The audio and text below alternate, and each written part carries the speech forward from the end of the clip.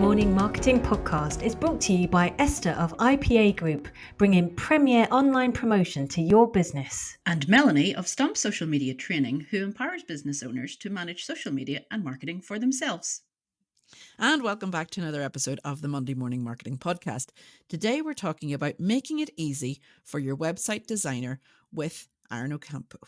But first, here's a note from our sponsor. Get ready to be a social media superstar with Feed Alpha. Their friendly AI and super simple tools make it a breeze to see what your followers are into. That means you can post the cool stuff they love, right when they're most likely to see it. Check out feedalpha.com to find out more and take your social media to the next level. Okay, welcome Aaron. How are you today? Hey guys, I'm well, thank you. What about you? It's nice to have you here, Aaron. We only drag you back in once every couple of years or so, but it's nice to have you back. So this has come up because especially the last couple of weeks, I've been having people approach me about setting up a brand new website. And they feel a little overwhelmed with the expectations that they're being given by a website developer at times, or they're just purely afraid of, all the work involved and what they're expected to do.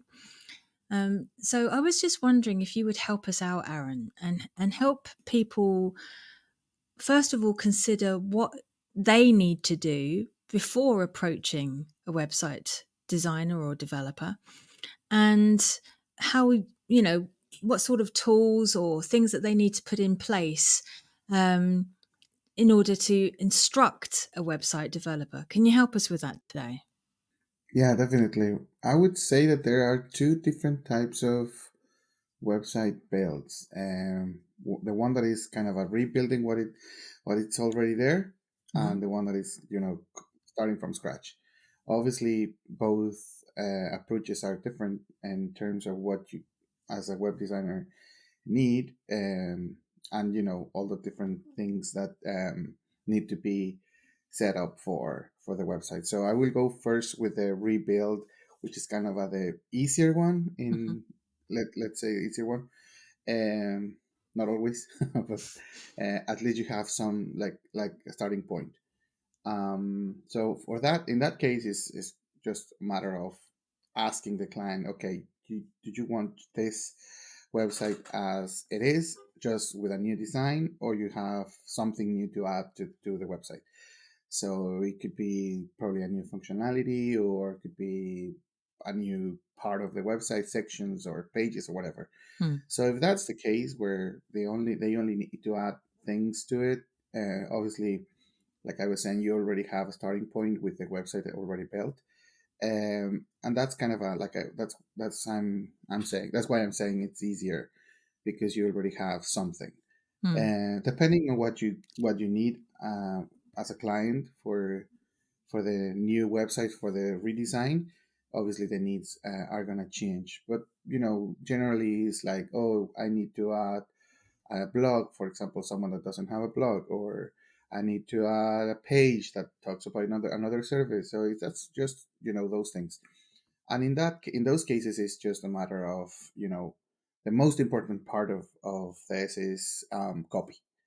Sometimes people don't realize that copy is very important, and sometimes they just give you, oh, I'm gonna offer a new service, which is X, or whatever, but they don't give you what the service is, or what the service achieves, or things like that, which for us as web designers is very important. It's very, very important to know, not just the general of it, but anything that you can um, give us for us to design, because at the end of the day, we are trying to transmit a message for that service or for that section of your website. Without any detail, is very hard. So copy, what I would say, is one of the main So things, right?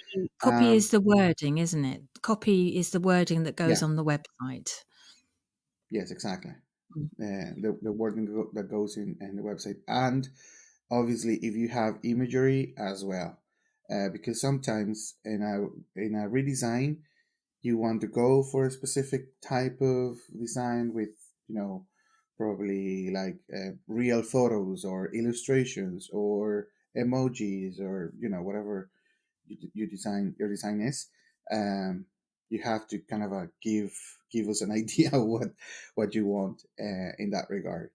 um, Obviously, if the website was built before, it's supposed to have, you know, analytics. It's supposed to have a little bit of SEO. It's supposed to have, you know, things like well built foundations of what you got, what you have. If you don't have that, it's kind of starting from scratch, because it's going to take us a lot of work to do all of those things in a website that doesn't have those things, right?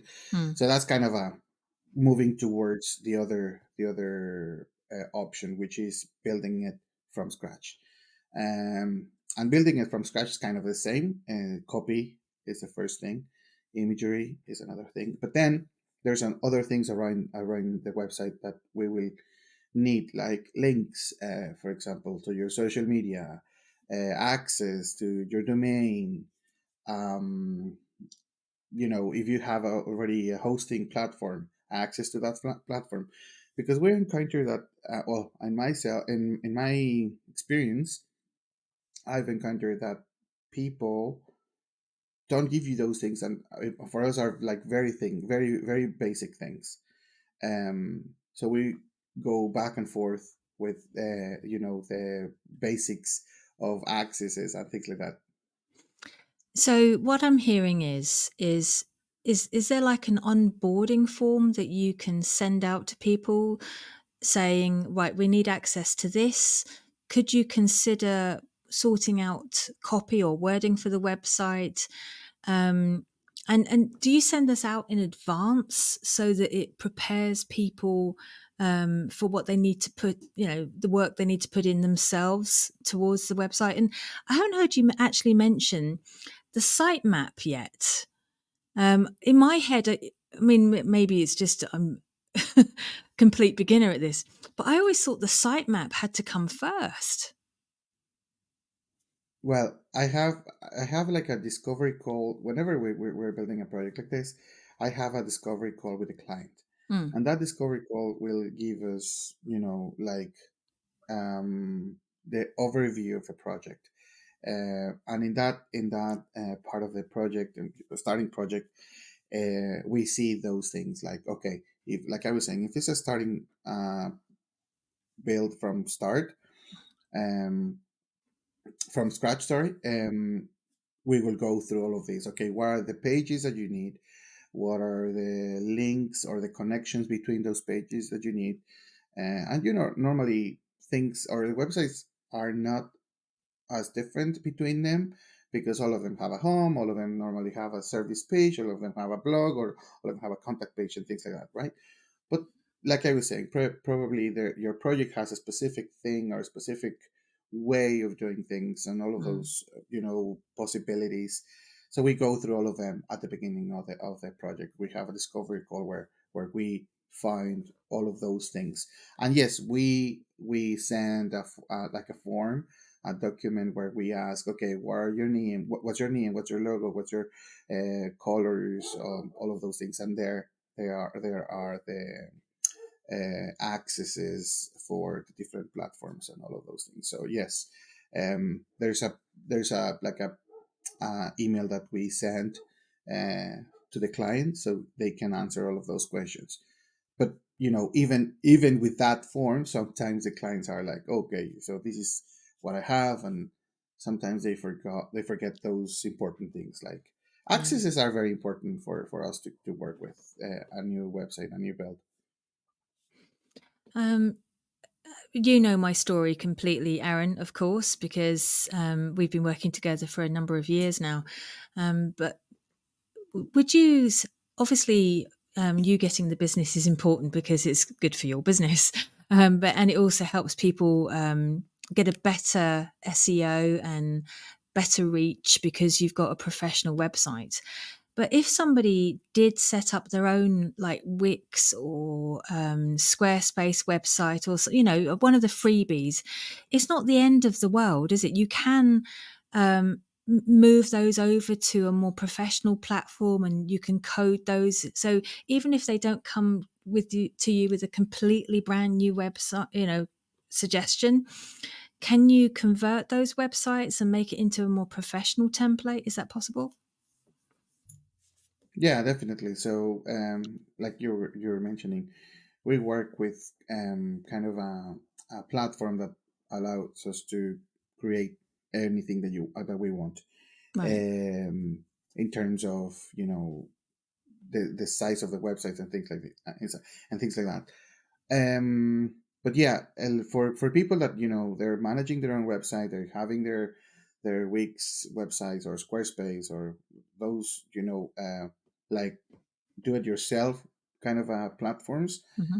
uh, it's important to understand that sometimes those platforms are not in my opinion, probably someone can say a different thing, but in my opinion sometimes they don't give you the tools for scale your web, or to grow your website, Agreed. um It's a start, to isn't it? other. It's a Yeah, it's a start. start. It's a start because Yeah. like you, yeah, like you were saying, it's and if you look for them, those platforms are called the what you see is what you get Yeah. kind of platform. So it's what everything that you drag into the canvas is what you're gonna get, right? Yeah.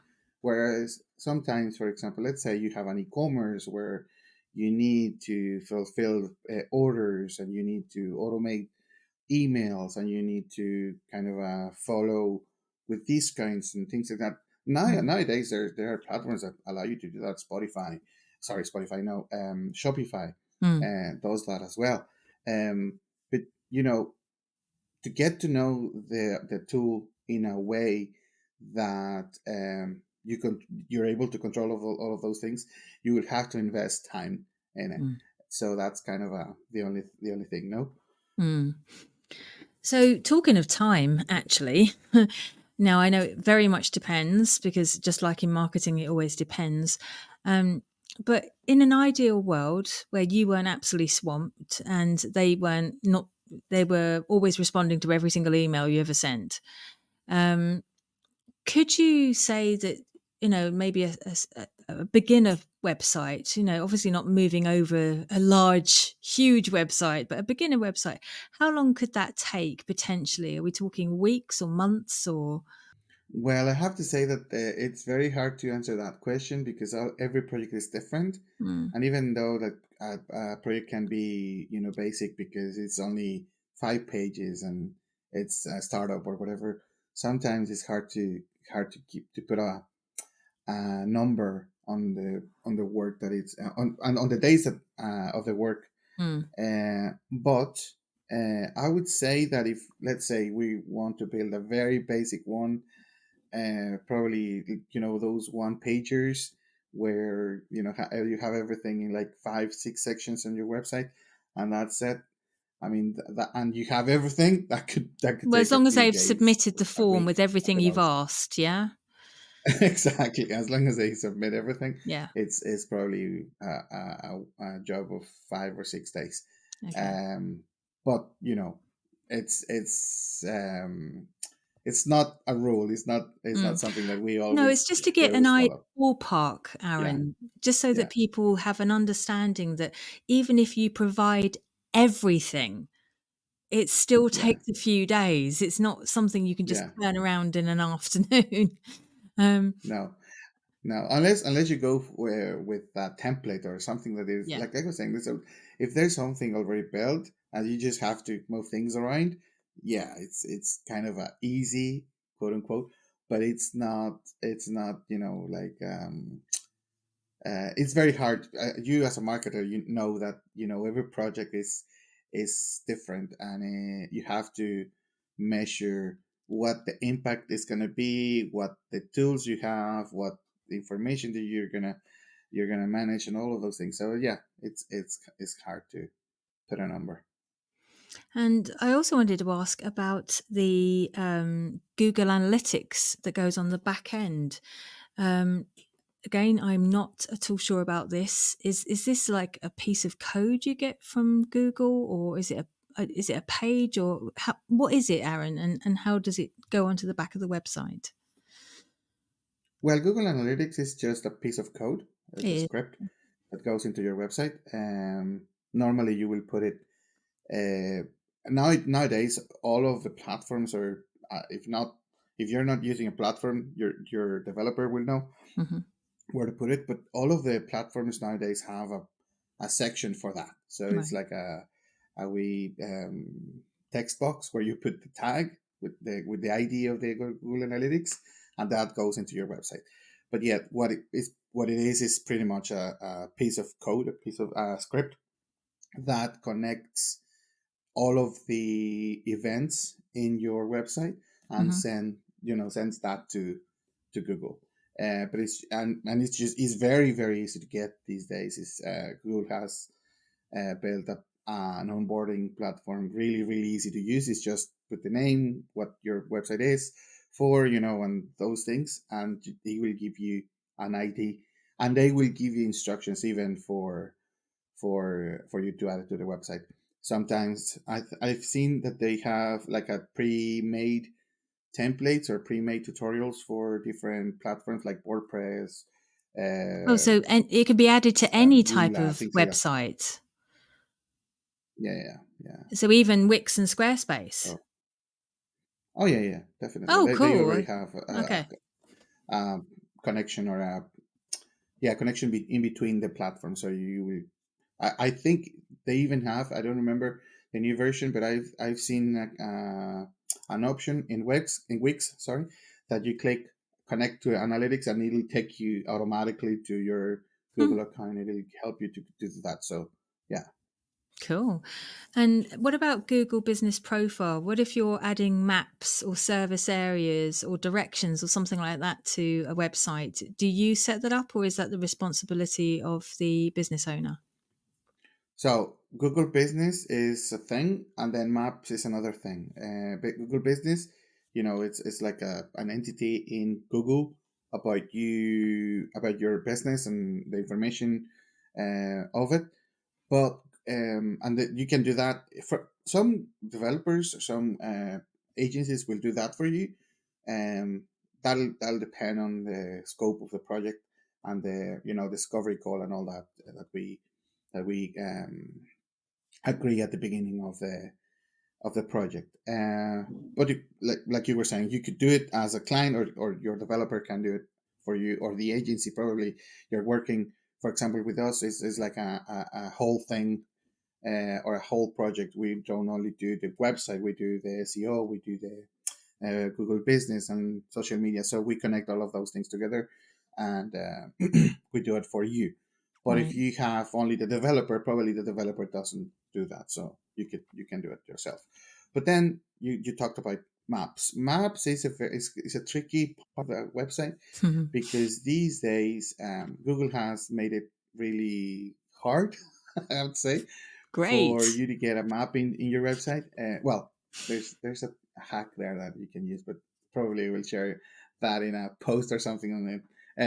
But so you have to for maps you have to sign up for an API in Google Maps. An API is, and I'm not gonna get into very technical Mm. stuff because I know that your audience is not is not for Yes. or what what I mean. But an API is like a connection in between two platforms in this case, right? So you have to sign up for that connection with Google, and to connect that to your website is a bit tricky. They give you the tools, they give you the tutorials, and give you the instructions and all, but it's a bit hard because it's code at the end of the day. Right. And then you have to add an element, let's say, or a box, if you put it simpler, a box in your website that contains that map.